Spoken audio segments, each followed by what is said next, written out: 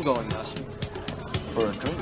Sorry about the mess. You will never find a more wretched hive of scum and villainy. We must be cautious.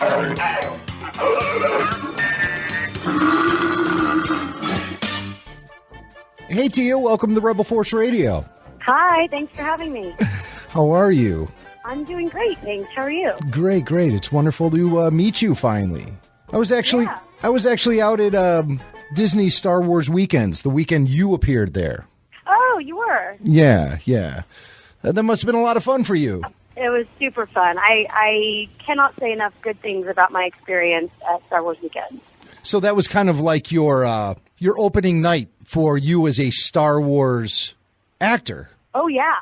And what an opening night it was. I mean, it was, like, incredible. I mean, just overwhelming in a great way. Yeah, it was really cool. It was great to see you there for the parade and then the big show at the beginning. Of course, we sat in on your little talk show there with Ashley Eckstein. And, yeah. That was really fun. I mean, the whole thing was just amazing. And to get to interact with Star Wars fans, one-on-one, in the autograph signings and at the shows and stuff, was just amazing. And, the show hadn't even aired yet, so it was just incredible to be such a show of support and encouragement from the fans was really, really, just unexpected and so appreciated. And it just when we were there, and it was a really hot weekend too. I remember, but when we were sure was wasn't it? It was a scorcher, but it just seemed like the debut of Star Wars Rebels was so far away at that point. And now it's successfully launched. So congratulations. Thank you. And the buzz has been just great surrounding the show. So you must be really pleased. Yeah, I think it's been really positive so far. So hopefully that continues. I mean, as far as I can tell, people seem to be pleased, which is, that was our hope. So hopefully that's a trend that continues. Absolutely. And the core group of characters are just so likable. It's easy for fans to instantly connect with characters like Sabine. And the description of her characters is rather impressive. She's a teenage rebel explosives expert who is also an artist. So how do you as an actor approach Sabine? Well, I mean, yeah, she's to me, she's a super interesting character. She's very complex. She's got a lot of layers. She's sort of multifaceted in that, she's a Mandalorian, so she is a munitions expert. She's an explosives expert. She's a warrior, and, a teenage girl. So that's interesting already.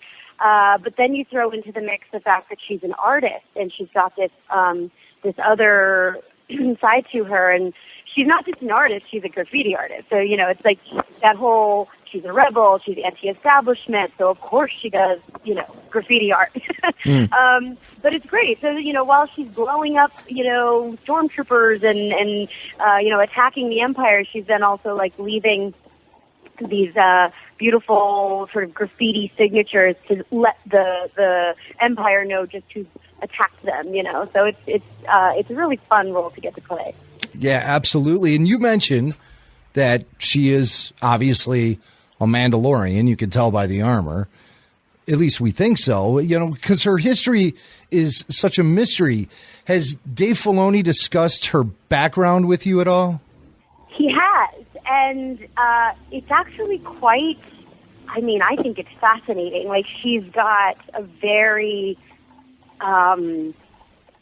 she's got some dark things in her past. That each of the characters, each of the crew of the members of the crew of the Ghost have very specific reasons that have led them to, being a part of this rebellion. And so, and Sabine specifically is quite, serious stuff. And so I'm really excited to, get to explore that and for people to sort of find out the path that's led her to where she is now, because it's really, I think it's really very interesting. So Dave has given me kind of an overview. He's given me some backstory to why she is the way she is. But yeah, we have yet to see that kind of play out. But I think it'll happen. At least I hope so. Oh, yeah, definitely. I mean, there's so much mystery, as you say, surrounding all the characters on board the Ghost. And you know what? It's just like really tantalizing that you say there are dark things in her past, specifically because we know a lot about the history of Mandalorians and specifically the Death Watch and their role within the Clone Wars. And I'm just wondering if you had to do a lot of background study on the Mandalorians in order to play the character of Sabine. Like, did you go back and look at information about Boba Fett and other characters like from the Clone Wars, like Pre Vizsla, or are you just kind of letting it roll so everything is fresh? Well, it's a little of both. I mean, I kind of want to do the latter, but my nature is to do the former, and I like to do like research and be as prepared as I can be.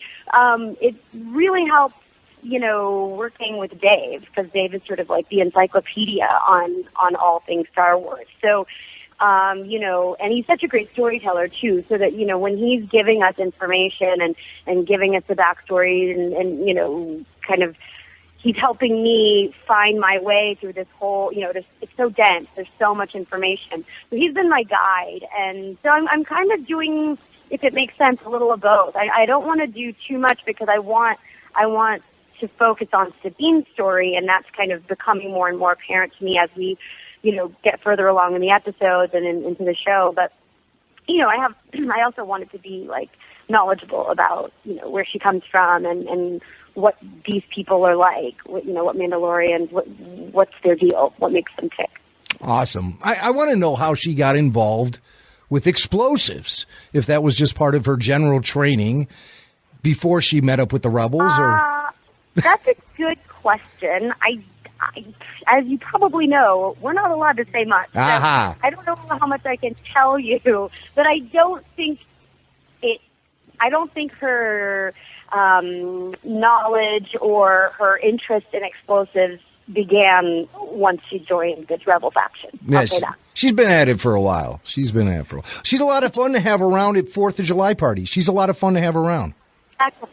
Exactly. It's not that she's just blowing stuff up. She does it with such flair, and she creates these beautiful explosions. It's almost like half of, the reason why she's doing it is for to create something beautiful and artistic, and also to get the job done. She's an artist through and through. Art. And that's pretty good. So, hey, how did you get the gig on Star Wars Rebels? I got a gig for something else, I thought. I don't know if you know, but none of us, it was all very much under wraps. So I had no idea that I was reading for a part in a Star Wars show. I mean, it was named something else. I mean, I thought I was auditioning to be a character who had a different name for a new Disney animated show called Wolf. Uh-huh. So I was completely clueless as to what was really going on, and I actually didn't know until I got the call saying, "Hey, you got that job that you read for, and by the way, it's Star Wars." So you had no idea. That's just crazy. No idea. You obviously have been in front of the camera a lot. So when did you get into voice acting? Yeah, I definitely have far more experience as an on-camera actor, and I have always really loved animation and really wanted to kind of explore doing voiceover for animation. And it just sort of happened, I don't know, I was very fortunate, and I sort of landed a couple things all at once. And so it's a little bit new to me. I wouldn't say brand new, but it's fairly new. And then, so you've got Taylor who plays Ezra, on one end of the spectrum. I think that we're very much on-camera actors, and we're kind of learning the ropes of voiceover acting. And then Freddie, who's somewhere in the middle. He does all of it, and he does it all really well. And then you've got Vanessa and Steve, who are prolific voiceover actors who are just so incredible. So it's really like a fun learning experience for me. And to get to work with Dave and the whole the creators of the show who've been doing this for a long, long time. It's a really wonderful experience.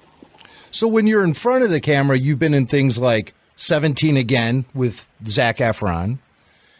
And there have been rumors surrounding Zac that he could be potentially cast in a future Star Wars film. Now, pushing those rumors aside, I'm just going to ask you, because you were in the same film with him, what type of Star Wars character would he be good for? A Jedi, a Sith? What do you think? Oh, what a good question. I will start to say I'm a huge fan of Zac as an actor and a person. I just think he's great all around. He's a really sweet guy, and I think he's super, super talented. So I think that would be awesome if he was in a Star Wars, in a live action feature or whatever. I think he's got to be a Jedi. He'd have to be a good guy, huh? I think so. I mean, it might be interesting to see him be like, a Sith or something, but I don't know. He's like he's like this waiting man. He's got that face and the whole, he's like a heartthrob. He's got to be a Jedi. Yeah, I don't think we'd accept him as a bad guy.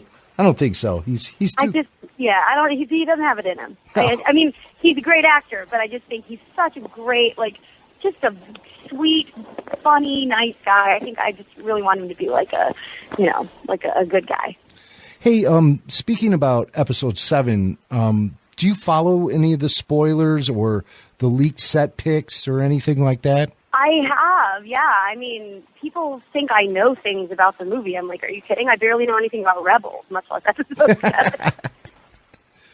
But, I mean, so have you seen anything online? Are you interested in following that stuff, or are you just waiting for the movie to be released in December 2015? I don't want any spoilers. So I kind of, I follow the casting news and, the picture that's now gone viral of the table read. And I had already suspected, I knew that first round of announcements, I just felt like that wasn't it. And they were going to drop another big reveal. And then when they announced Lupita Nyong'o, I was like, I knew it.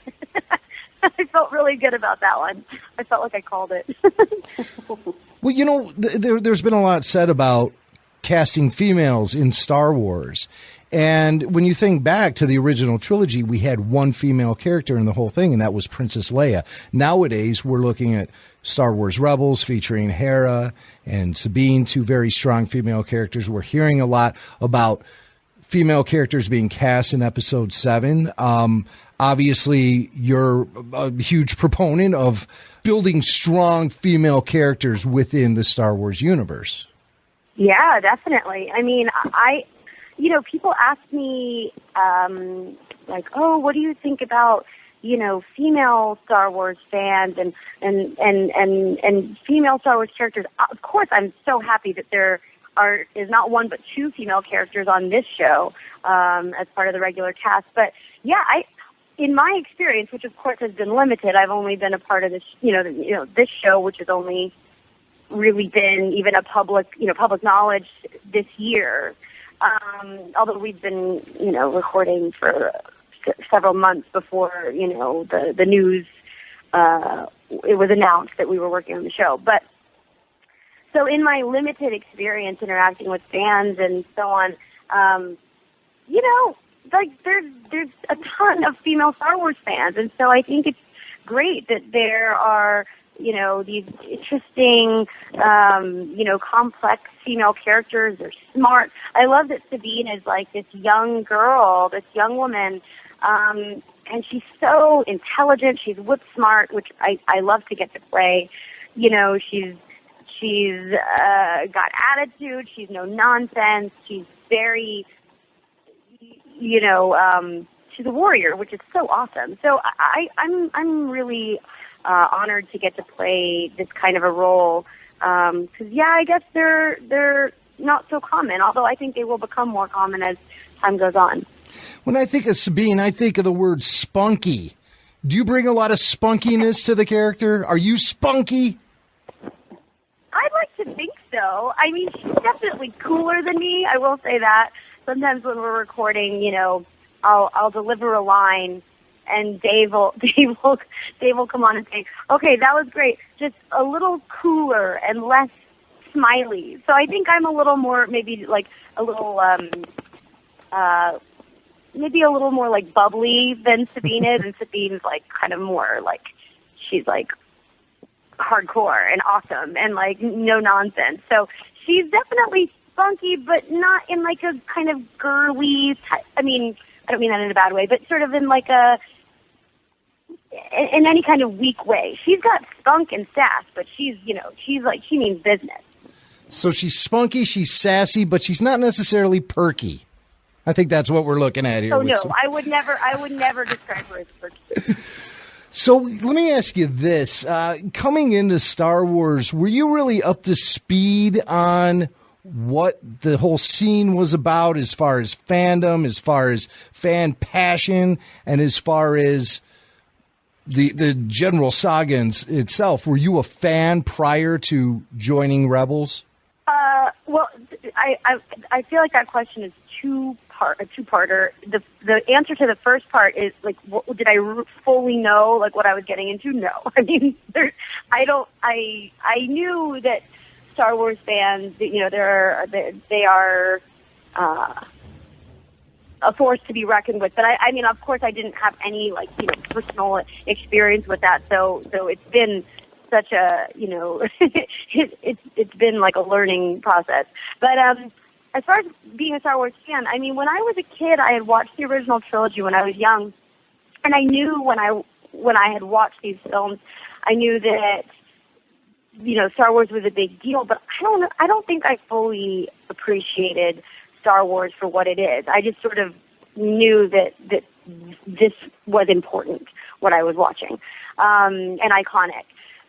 But then when I got this job, I sort of wanted to go back. I wanted to immerse myself with, in Star Wars, all of it, the culture and the lore and the films. And so I went back and I rewatched the original trilogy, and I fully was on board after that. I was like, okay, now I totally get what all the fuss is about, and I can legitimately say I'm like a full-fledged Star Wars fan. And then the nice thing I think about Star Wars is that you can sort of come to it at any age. You don't have to have like, grown up with it. Freddie Prinze Jr. like watched Star Wars as a little kid, and he used to play Jedi with his cousins and, stuff like that. That's amazing as well. But, I think it's kind of nice. You can sort of be, my mother, who was alive when those, I wasn't alive when those movies came out in the theater, but my mom was, and she kind of, I think she said she watched them, but she wasn't super into it. And now that I'm on the show, she's like obsessed. She's like loves the Clone Wars. She loves the films. She like reads up on Star Wars all the time online. So she's like, I'm a testament to the fact that you can come to it at any age and be like a big time fan. So I think that's kind of an amazing thing about Star Wars. Absolutely it is. And the fans are amazing. And you're talking to fans of Star Wars who are probably curious to know what you are a fan of. What are you into? Oh, what am I into? Just in life? Well, let's just, if you could say, I'm a fan of this, it could be a TV show, it could be a movie, but just something that you really feel passionate about. Oh, I don't know if this fits because it's not a movie or it's not anything like that. It could be a sports team. Super passionate about. Okay, well, I'll say three things. I'm super passionate about animals. I'm an animal freak. I am a dog lover. I'm an animal lover. I like devote as much time and resources and money as I can to like animal rescue and environmental causes and tiger, like combating extinction and stuff like that. So I'm like a big animal freak. I love to travel. I am an avid traveler and have been since I was a little kid. So if I could just do that for the rest of my life, I would be very happy. I mean, not just that, but if I could continue to do that for the rest of my life, that would make me What's the coolest place you've been to? Where's the coolest place you've been to? Oh, gosh. I've been to a lot of cool places. Can I give you a few? Yeah. I've been to, my parents are from India, so I've been to India several times in my life, and getting to travel, my parents are from Calcutta, so I've been to Calcutta many times, but to get to travel around in India is kind of just such a unique, incredible experience, and I think everyone should do it at least once in their life. I've been to Buenos Aires, which is one of my favorite places. I actually lived in Italy for a little while when I was in college, and it's probably my favorite place on earth, I guess. Mm-hmm. I lived in Singapore for a little while when I was a little kid. And I'm actually going to Bali and Cambodia and Thailand in a month. So wow. I'm really excited about that. Wow. Now, you said three things. You said... The third thing, I'm a really big New York Giants fan. Oh, okay. Let me just blow your mind for a second. I'm from Dallas-Fort Worth. I was born and raised in Arlington, Texas. So it's almost sacrilege. Jeez. But what can I say? I'm a New York Giants fan. Well, you've been everywhere, so I guess you could be a fan of anything, any team, anywhere, because you've probably lived there at least for a period of time. I haven't, but maybe someday. And of course, Dave Filoni says it loud and proud that he's a Pittsburgh Steelers fan. So, oh my God, we talk about it every time. I mean, the Steelers comes up quite often. I hear you. We had him on just the other day, and definitely the conversation went to Pittsburgh Steeler football and Pittsburgh Penguin hockey. You could always count on that with Dave Filoni. But it's good. He's a big hockey fan. He plays hockey. He's all about it. It's funny though, because Vanessa and I are both strangely New York Giants fans, and so anyway, we like kind of talking smack with Dave about the Steelers. Well, I'm sure he doesn't We have a lot of room to talk smack right now, but we still do it. Right. It's the tradition, but he never lets that go unchecked. So just be prepared, because while he might not come out with the first punch, his counter punch sometimes can be devastating when it comes to sports talk. There's always a punch. Always. Yes, I've learned that the hard way. Well, Tiya, it's really great to get to know you. I feel like I know you real well right now, but I don't know the character Sabine very much, because like I said, she's shrouded in mystery, much like the original Mandalorian character Boba Fett, shrouded in mystery. And it's going to be cool to see, as the series evolves, some of those layers of mystery get peeled away, and we learn more about her character. We learn how she became an orphan. We learn how she became involved in explosives, and what makes her fight against the Empire in the way that she does. That's really interesting stuff, really compelling stuff to think about, learning about your character. Yeah, I can't wait to kind of get to delve into that, because what I know of her, what little I know of her, her story is just, to me, very, it's juicy stuff, it's serious stuff, and it'll be really exciting to get to flesh that out.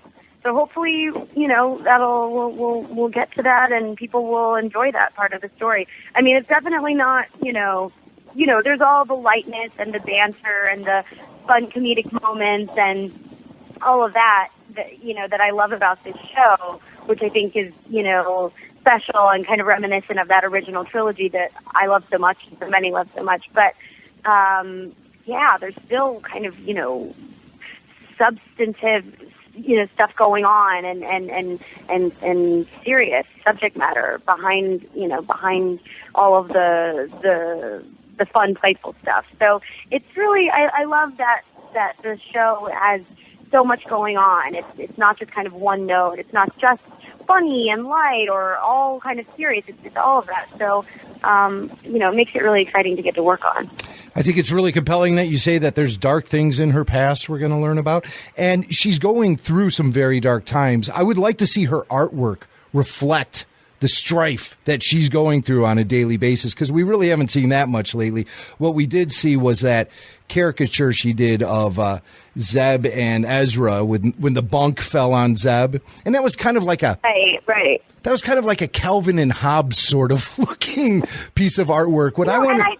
I think people were like, oh, that's Sabine's art? Well, and this is just me speaking, but I think that she's so skilled that, you know, in that particular instance, that's what she thought was appropriate. But that's not all she can do. I mean, she's such a talented, intelligent, you know, person. I think she's got a lot more to offer. I just that particular scenario, that was her best way to kind of poke fun at those guys and give them a hard time, and you know, kind of mess with them a little bit. Ah, okay. So she's not beneath using her artwork to mess with her brothers there on board the coast, and I like that. It ain't no way. She's going to use whatever she's got in her arsenal. Wait, no pun intended. And she's also an animal lover, a fan of the New York Giants, and a traveler who's been to India, Buenos Aires, Italy, and Lothal. Right, exactly. So that much we can reveal here during this conversation. Correct. That I won't get in trouble for, yes. No, well, I hope not. Well, you know what, Tiya? It's been such a pleasure to talk to you. So great to have you among the Star Wars family, and we hope to be talking to you for years to come as seasons roll out for Star Wars Rebels. Thank you so much. I really appreciate that. Yeah, it's lovely talking to you. Thank you so much, Tiya. Take care. Okay, you too. Bye.